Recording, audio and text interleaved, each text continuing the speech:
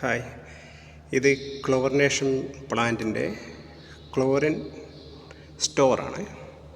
ഇത് സിലിണ്ടറിലാണ് chlorine liquid ഫോമിൽ store ചെയ്തിരിക്കുന്നത്. ഇവിടെ നിന്നാണ് അതിൻ്റെ ക്ലോറിനേഷൻ യൂണിറ്റിലേക്ക് പോകുന്നത്. ഇതതിൻ്റെ വെയ്റ്റിൻ്റെ ട്രാൻസ്മിറ്ററുകളാണ്. ഈ ഓരോ സിലിണ്ടറിൻ്റെയും വെയ്റ്റ് ഇതിലറിയാൻ പറ്റും. അതിൻ്റെ ക്വാണ്ടിറ്റി അറിയുന്നതിന് വേണ്ടിയുള്ള ട്രാൻസ്മിറ്ററുകളാണ്. ഇവിടെ ഇപ്പം 20 സിലിണ്ടറുകളുണ്ട്. ഇതിലെല്ലാം ക്ലോറിൻ ലിക്വിഡ് ഫോമിൽ ഇരിക്കുന്നത്.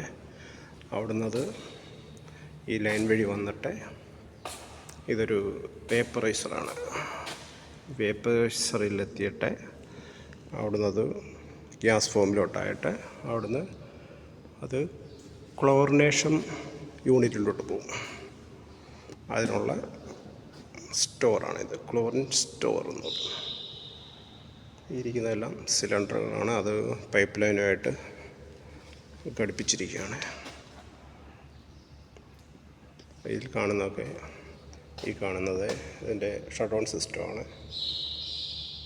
Automatic shut down system.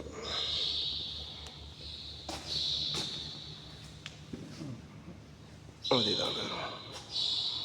In case എന്തെങ്കിലും പ്രശ്നം വന്നു കഴിഞ്ഞാൽ ഓട്ടോമാറ്റിക്കായിട്ട് ഇത് ഷട്ട് ഡൗൺ ആക്കും. സിലിണ്ടറുകളെല്ലാം ക്ലോസ് ചെയ്യും. ലൈനിൽ പ്രശ്നമൊന്നും ഉണ്ടാകാതെ അത് ക്ലിയർ ചെയ്യും. ഇതൊരു ചെറിയ പ്ലാന്റ്, അത്ര വലിപ്പമുള്ള ഇതല്ല. ഒരു 20 സിലിണ്ടറുകൾ, അതിൻ്റെ ട്രാൻസ്മിറ്ററുകളും ഒക്കെ ആയിട്ടുള്ളതാണ്. പിന്നെ ഇതിനകത്ത് സ്വല്പം മെയിൻ്റനൻസ് വർക്ക് ഉണ്ടായിരുന്നു.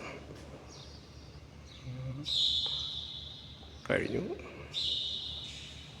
ഓക്കേ.